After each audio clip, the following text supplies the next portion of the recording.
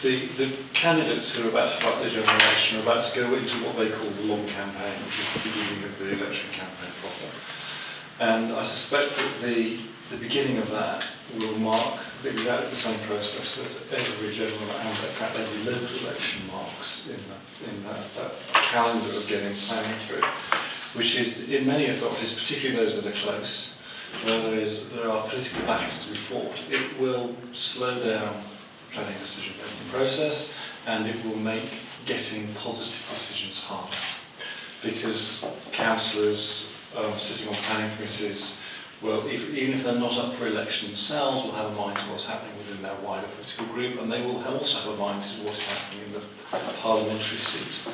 And it just makes it hard for politicians to make difficult decisions when they've got a public gallery full of concerned protesters. Then they very often play to that gallery and postpone or throw out the difficult application. So I think we're just about to go into that process. My advice to any applicant with a difficult application in a tight authority is, well, don't take it to planning between New Year and the election. If it's controversial. Yeah. But even those ones you think aren't controversial, you don't know what curveballs are going to come in, because housing is going to be a bloody football. Yeah.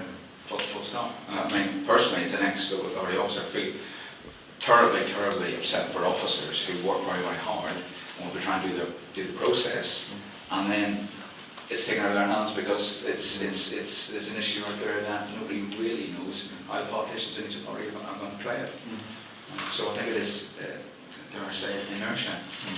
As a developer, if you've got a controversial application and you have made a mistake of putting your application in so it will get heard just before the election, you haven't managed it particularly well. That said, there are local authorities out there that are very pro-growth and will remain pro-growth, and it has less of an effect. We have planning committees in the weeks before. In fact, we have two planning committees in the weeks before the local elections and the general election. So my personal view is that I would never advise applicants to not submit an application because I think that has broader consequences. Although there is a dimension to that, because of course the flip side of the coin is that there could be a change in administration, self-evidently, and so actually it may be more favourable to an applicant, or perceived to be more favourable, to go early because of the uncertainty of what the post-election result might be. It's a mixture of two things. One, it's the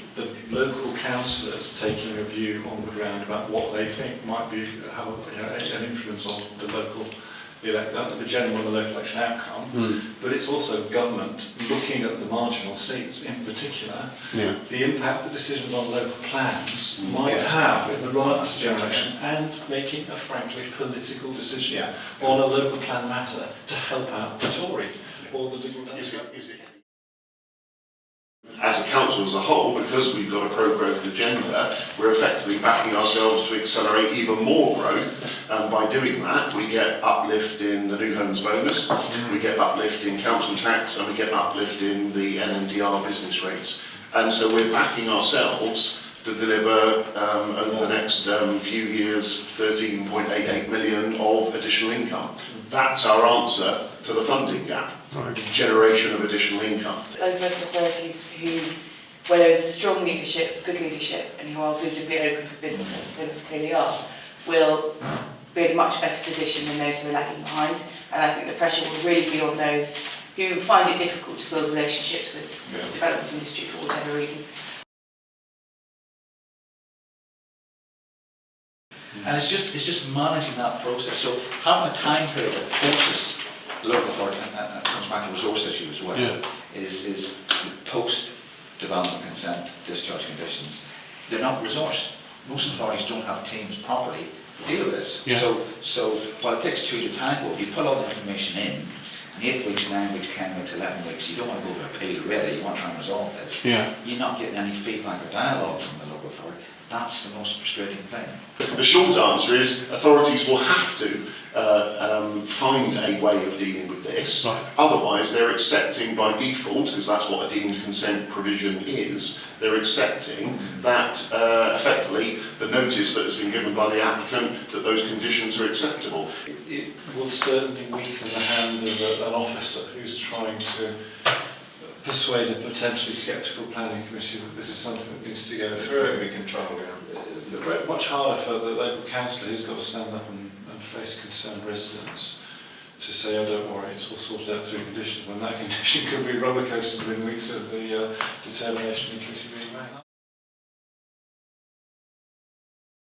I think there's a train crash potentially following next April, which is completely misunderstood, or not understood, not misunderstood, just not understood at the moment. Either Just explain what the issue is. What happens after next April is that for those local authorities that do not have a SIL, and there'll be lots, more than half, their use of 106, as they're using 106 at the moment, changes. The 5 strikes and the 5 strikes issue comes in, and I don't think the implications of what that means to the industry is understood. I think that if local authorities don't get it right with regards to what they're funding through 106, there's a JR issue which could start to halt development after consent. So I think the implications for those local authorities without a SIL are quite intense. Won't you end up with a system whereby the lawyers get involved? Yes. And That slows it up. you have canny wording about pooling and what your 5 Potentially. ducks in a row go towards. And I think certainly in the intermediate time, that's what will happen. My concern is that whilst it is sorted out, because nobody knows at the moment, and I think some local authorities are completely blind to it, and it's the ones who are blind to it, the ones who haven't done a SIL, and they're the ones it's going to affect, and you could use it maliciously to stop giving a consent, because purely on the basis you cannot mitigate the effects of this development, therefore we are not granting any more consents at all. That's the worst case scenario. And you can imagine, sorry, Richard, you can imagine rolling those forward as an appeal scenario Yeah. with an inspector been faced with trying, he or she trying a decision in that scenario. And I agree with you, it will be the lawyers who sort it out, but it will be a hiatus of about 6 or 8 months until it's sorted, and that will roll forward to a dip, potentially, in development. And for me, the more I look at it, the more nervous I get that we're actually sleepwalking into something we don't understand.